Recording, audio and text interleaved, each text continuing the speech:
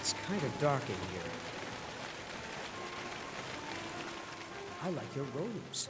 Are you a sorcerer? From the college? Another day in this grave. I really Sure. like your What can I do for you? Ah, a fine but bloody tale. I can do that one. Taking back Nordland. This is a local favorite and one of the first songs I ever learned. Ragnar the Red. Comes to us. What do you want?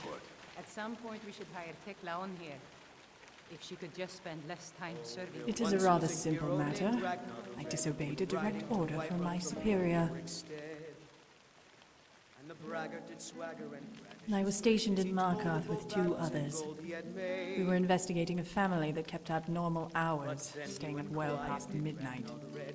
Unfortunately, myself and one of the other justiciars got into an argument over the children.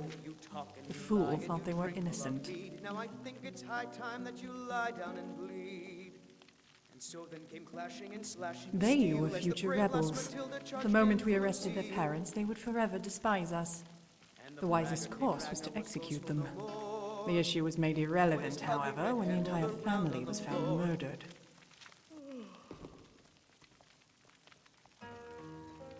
That is insignificant. The family was dead and no longer worshipped Talos. Moreover, by letting a murderer run amok, we prevented the family from becoming martyrs. There was just one problem. Everyone assumed I was the murderer. It didn't help that I've been a rather vocal proponent of mass execution. So we decided it was best to use this perception to our advantage. Now, I never confessed to the crime, but I was stripped of my rank and exiled. This gave the perception that justice was served.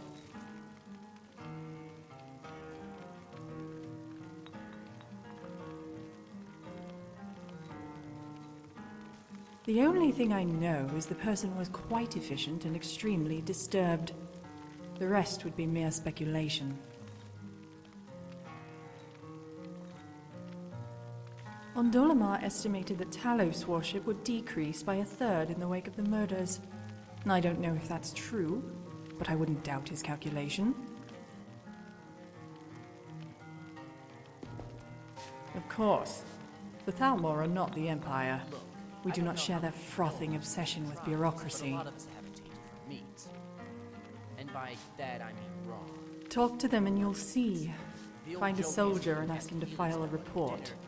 Then watch as his mouth becomes a pond of saliva. Although, I suggest you don a helmet in advance. One of those dwarven ones, lest his response shower your cheek.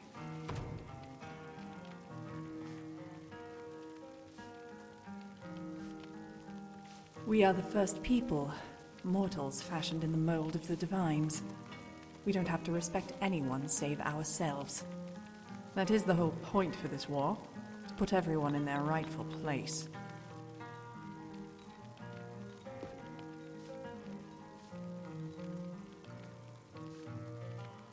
Exactly. And that is the part that those who seek diplomatic strategies will never understand. That you are willing to be run through.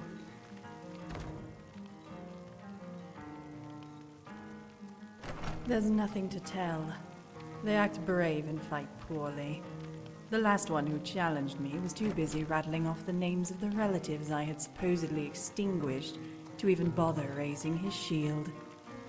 I think he was fumbling through what must have been a small army of second cousins when I set his weapon on fire. Yes, and this is after I told him I was no longer a justiciar. But he was a rather stubborn Nord.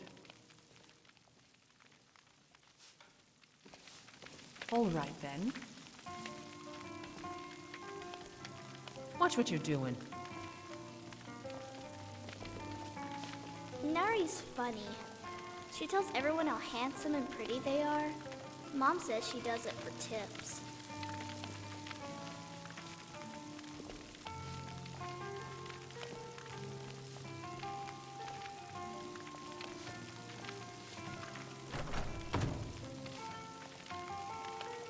Look alive, will ya? Yes, Mom. That Thalmor has been fighting a lot of duels with the local lords. Best be careful around her. Why, were you worried I'd stand you up? Not likely. The locals call me the town greeter. I never pass on a chance to talk to a fresh face. So I'm here. We can get to know each other first and our drinks second. But the other way is fine too.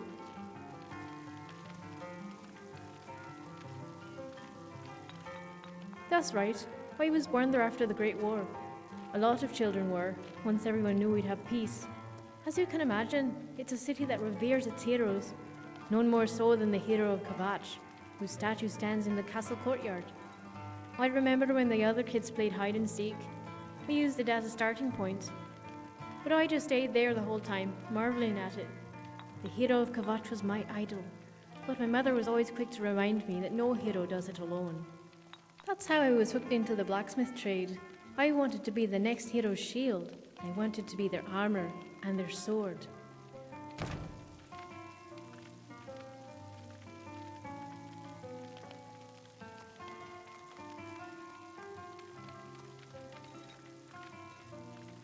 I like your confidence, but you have to remember who you're talking to. I'm from Khajiit, and we're known to be pretty stubborn when it comes to one of our own.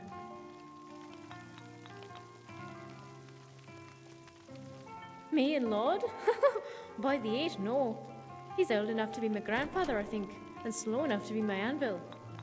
That, and he's not my type. I prefer strong leaders, brave warriors, and a sense of humour wouldn't hurt. But Lord's a good man, loyal and kind.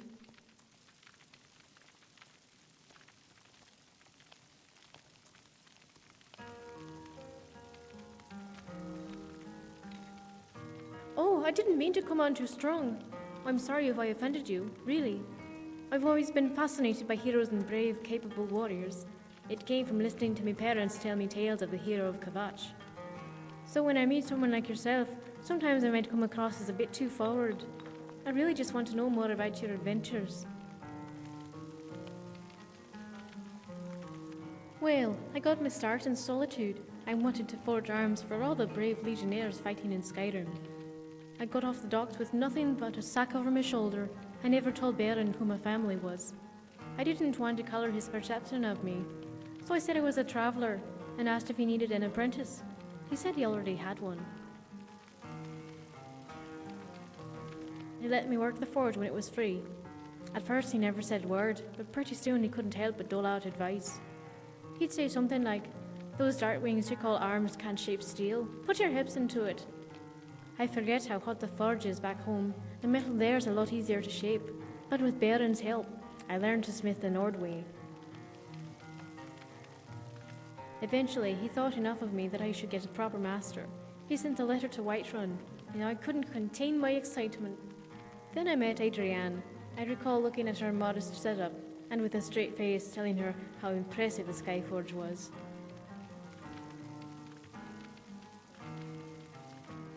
I'm sorry.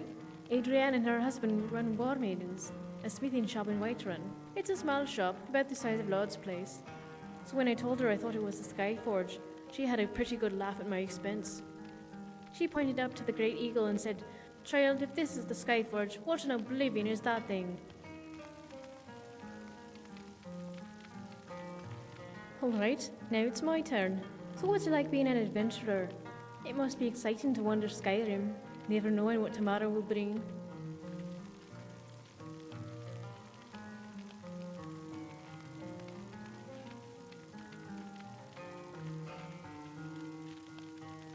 But isn't it more than just a job? When I think of adventurers, I think of people with passion, with fire, and I channel that emotion when I smith their weapons. Although granted, it must get lonely out there too.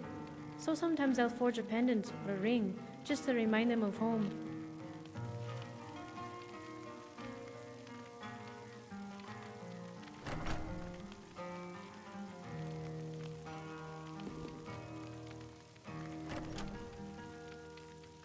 And I too would be honoured to protect you, even as you protect us all. The truth is, I've always dreamed of someone like you coming into town, righting wrongs, helping the townsfolk, and maybe falling in love with the blacksmith's apprentice.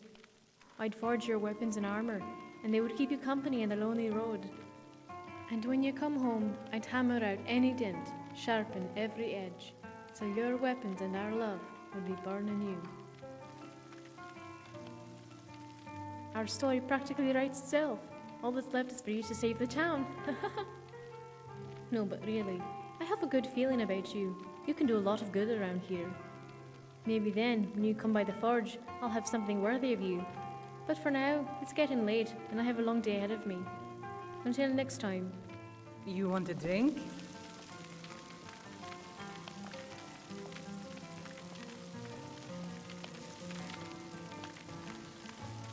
They say the college has been snooping around Sarthal. Mages in a burial crypt. No good can come of that. Depends. Are you thirsty, hungry, both?